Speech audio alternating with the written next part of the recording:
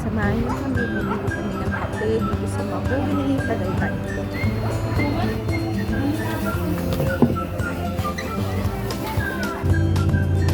Ah, 255.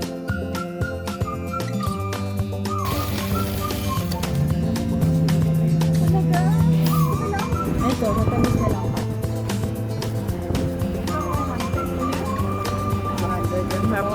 Ano, inaantay namin yung ginigiling na kape. 150 per piece. Yun yung malalaki, yung 150. Ito, 150. Ito, 100.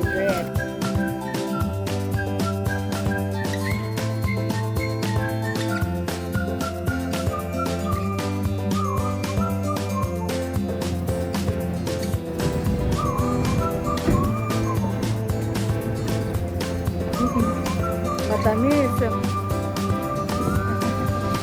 Ang harap. Red cream. Ang ka...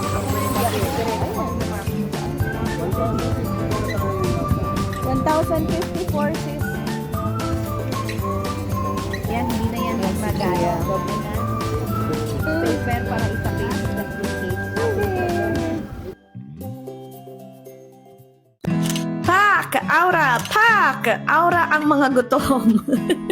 Mag-aalas 2 na ng hapon, pero wala pa rin kaming kinakain. Sabi namin, magkape kaya tayo.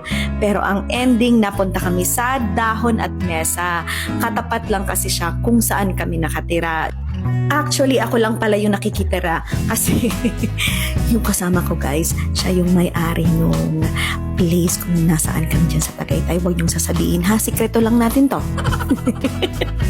Binigyan na ako ng menu pero nagkukunwari lang ako dyan. Kasi sa utak ko alam ko na kung anong o-orderin ko. Kansi. At bago kumain, nag-emote muna si Manay. Habang nag-aantay ng pagkain, nakita ko si Kuya dun sa kabilang table namin. Cute na cute ako kasi parang kilig na kilig siya na ginagawa yung kanyang sausawan. At dumating na nga ang nag-iisa naming order. Kasi nag-order kami ng toko at baboy pero out of stock daw. Anyway, sabi namin okay na yan. Kasi yan naman talaga yung habol namin at yan yung best seller nila. Ang kansi ng Dahon at Mesa. Tingnan nyo guys yung aking expression pag kumakain. Mahilig talaga akong kumain noon pa. Ayan, may salot pa. Ito yung pinakahihintay ko, medyo nagsebo na ng konti, yung bulalo. Ayan, tikman mo. Sarap. A few moments later. Hey! Jelly Bebe is in the house! After namin kumain, naisipan naming mag-dessert. Gusto namin ng malamig na ice cream at napunta kami sa breakfast at Antonio's. Isa ito sa pinakadinadayong restaurant sa Tagaytay. Nung una pumunta kami sa Antonio's, yun ang main restaurant nila at nauna. Kaso, sarado sila pag Lunes. Kaya guys, kung balak nyong pumunta ng Antonio's, huwag kayong pumunta ng Lunes kasi sayang lang ng gas. Naghanap na kami ng table. Mas gusto pa rin namin yung overlooking yung Taal Volcano. Nalito kami nung binigay sa amin yung menu kasi ang daming choices. Pero takam na talaga ako. Habang nag-aantay ng order, bumaba muna kami. Ganda ng view at ang sarap ng simoy ng hangin. Heto na! Ah!